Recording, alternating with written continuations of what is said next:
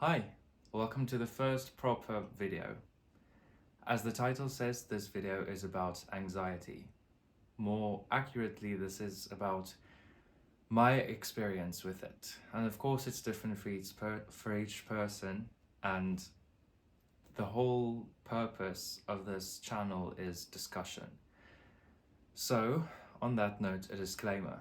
I have not been diagnosed with any mental health disorder, including general anxiety disorder.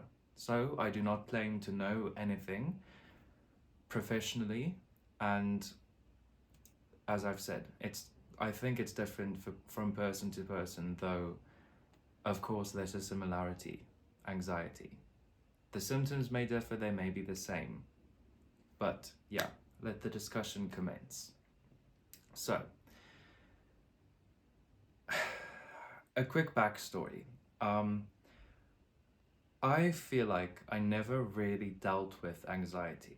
So an example is when I was at school, we would have a test coming up and everyone else around me would be stressed and worrying about the test, and even sometimes having to take something for the nerves. But well, those that weren't really nerves, that was stress. And I was just fine. There are different reasons for that, but the point is I didn't experience anxiety. I felt like I experienced normal levels of nerves for something that I had to perform. For example, speaking in front of people sometimes, which I had to do, I felt nerves. I felt nervous. And yeah, when something bad happened and I stressed about it, I felt like I experienced a normal level of stress. Nothing that I was like, okay, this is completely running away with me, or I don't know why I'm feeling stressed, which I also personally tie to anxiety. So that brings me to what I like to call unlocking my anxiety. And yeah, it's if you didn't catch that, it's satirical. Right. So essentially, after my breakup that I went through June of last year, I had some other things going on in my life, and then that's when I started really feeling anxious. And thinking back, it's difficult to completely say what those reasons were, but I was realizing lots of it was coming from the relationship. And to have a full proper discussion on this, maybe if you would like to hear more about it and you comment asking for some deeper explanation on why my relationship had been so anxiety inducing to me, then I'd be happy to discuss it. Maybe you have something valuable that I say or that you have to say to me. But yeah, I only realized, you can also describe it as getting the vocabulary of realizing you're feeling something, but only months later you could realize, oh, this was anxiety. I didn't know. This was the case with me. I've been doing lots of research regarding mental health the past 8 months, basically, and anxiety was one of them. So thinking back to my relationship, I realized I definitely felt anxious in it a lot. I just didn't know that's what it was called, or that was what I was feeling. So yeah, and I mean, some people would ask you, what do you feel when you feel anxious? And it could feel like you're constantly feeling like something bad is about to happen, and I don't really relate to that too much. In a sense that, yeah, it's difficult to explain, but it's more like I have this constant pressing feeling in this region of my body whenever I feel anxious, and most of the time it also goes paired with a very, very elevated heart rate. So yeah, so now I've spoken about having felt anxious in my relationship for basically the most of it and not realizing until afterwards, and then experiencing lots of anxiety after the relationship for different reasons. you might wonder why I never went to go get it tested. Um, I was seeing a counselor on a regular basis after my breakup, and obviously there's the whole stigma of, oh, I'm feeling anxious and now I'm gonna go pop a pill. But obviously if you want to get rid of something, you have to go to its cause. And in all honesty, I'm still struggling to find lots of the causes for me, but I was able to find some of the triggers, which are the first step in or which is the first step in determining the cause for your anxiety.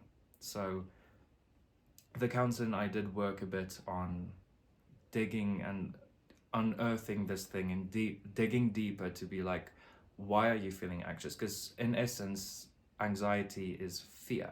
There's something that you're afraid of. And as I've learned pretty recently, anxiety very often comes from a lack of control. Because if you know what someone else is thinking, if you understand it, then you can control yourself and how you react. But if you don't understand something or you have a lack of information, that can cause anxiety, especially if your self-worth isn't too high, like mine sometimes isn't. Then you tend to tie to a person too much, but this is a different topic I'm starting to get into. And then that causes anxiety because they aren't consistent anymore, and no one in a sense has to be, because they aren't things you can get to control. They are their own people, their own person, and then that causes anxiety with you. So yeah.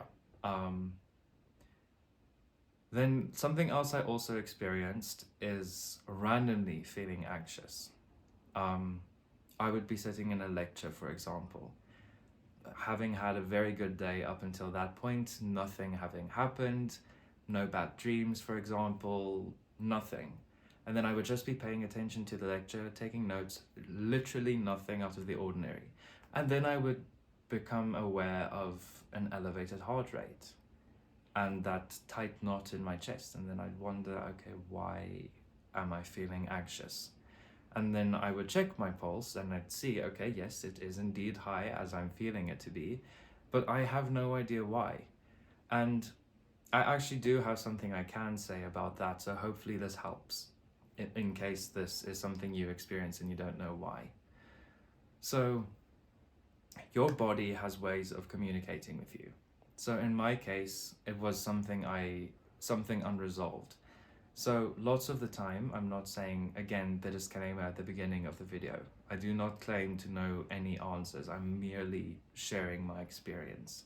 And if I have advice to give, then I'll give it, but take it with a pinch of salt.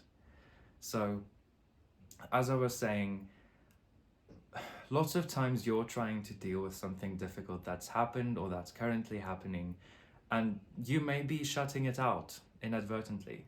That was the case for me. I was not dealing with something and I didn't realize that was the case. And then my body was like, I do not like this.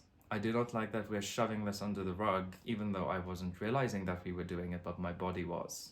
And it alerted me by making me feel increasingly anxious with seemingly no reason, until I started with some introspection again and actually thinking about, how am I feeling? How am I really doing? And doing a checkup, because I was pretty busy at that point in my life and I hadn't really taken the time to stop and think, okay, but am I okay? Has something happened that's making me feel a bit down this week? And then sometimes you do unearth something that could be the cause for anxious feeling. And then the final topic I'd like to stand at in this video is anxious attachment. So this one is a tricky one, because attachment style in itself is a whole thing. And I used to think that each person has an attachment style, and it can be different between like romantic, platonic, family. But the point is, like, this is your attachment style and that's it. But I've recently spoken with someone, and now my opinion is a bit different, because this person told me, look at your own relationship with the person that was the topic at that time. Not everything in that relationship was anxious attachment. I knew how to be securely attached with lots of things. It was just a few things that I was anxiously attached. And yes, it can be a deeper issue. Anxious attachment, or attachment issues in general, most of the time come from childhood. And they're deep-rooted ways in which you think and perceive the world, and now becoming aware of it at whatever point in your life, unfortunately, does not fix the problem. I wish awareness also gave a solution, but it does not. But the point is, you have these deep-rooted pathways in your brain coming all the way from childhood, and now you realize, wait, but this is actually damaging to me and this person I'm trying to have a healthy, secure relationship with, whether it be a friend or someone in your family or a romantic partner. And it can be really difficult to now suddenly have to teach yourself to think and perceive differently than you have been all your life up until that point. It could be because of your relationship with your parents, which is most of the time the case, or it could have been something traumatic, or just the way you happened to grow up with nothing else to set you on a different path. So, yeah, I had a point, but it comes down to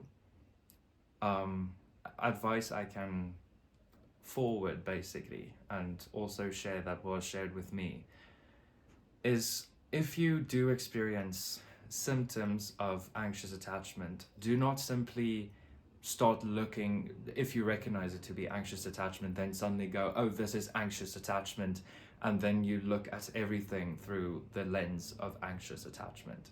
Don't ever do that. Because in my case, I was told to go look at my situation differently, not through the lens of anxious attachment. And it turns out I had very valid reasons to be anxious. It wasn't necessarily because I was anxiously attached in that way, but I didn't have information, so my brain was forced to try and come up with reasons for a person's behavior. So stop trying to read people's minds and go have open and honest conversations with them. Save yourself the worry of the worst. Most of the time it isn't. And if having an open, honest conversation with someone means you lose them, or they put more distance between the two of you, then the problem wasn't with you. So yeah, that's basically one of the biggest life lessons I learned very recently. So yeah, that's essentially my experience with anxiety, what I've experienced from my point of view. Yeah, sometimes it's very difficult to realize why you're feeling anxious, and of course there's the whole topic of, if you are experiencing anxiety to such a degree that it turns into an anxiety attack, which I have also experienced, how do you combat it? And there are loads of videos, probably way more helpful and way more informative than I'd be able to make, but if anyone out there would like my version of how to combat an anxiety attack, then I'll do my best in making one and sharing, of course, what's worked for me and what has not. But please do share how you feel. If you do have something to share, hopefully this video did bring you something. But yeah, a quick last tips for anxiety is discovering your triggers by just being aware, and then getting behind the reason for why you feel triggered. Lots of the time it's something way more simple than you might think, and it might then be easier to address the problem, to not have to feel anxious. No one wants to feel anxious. So if you have to talk to someone, if that person that you have to have an open, honest conversation is yourself, then do it. Go do introspection. Go have a conversation with yourself. Go have a conversation with someone you wish to have a secure, healthy attachment to. Talk to them. Say how you feel. Get advice from someone else who might know a bit better. And at the end of the day, you'll be able to cultivate a secure, healthy relationship. I believe that. And yeah, if you have anxiety disorder, then of course, I would recommend getting professional help, because the right tools also work wonders. So if in my case you are not diagnosed with a disorder, and I'm not saying I do not have a disorder, I'm just not diagnosed with anything, then it might also just help to stick with some tips that I gave during the video. So please feel free to share your thoughts. You're still welcome to email me if you wish to personally talk with me. I do respond to them. I think the email is in my about on the channel. And I wish you all the wonders of the world. So go out there and be happy with who you are. Make people... Go be yourself unapologetically so that the right people will value you.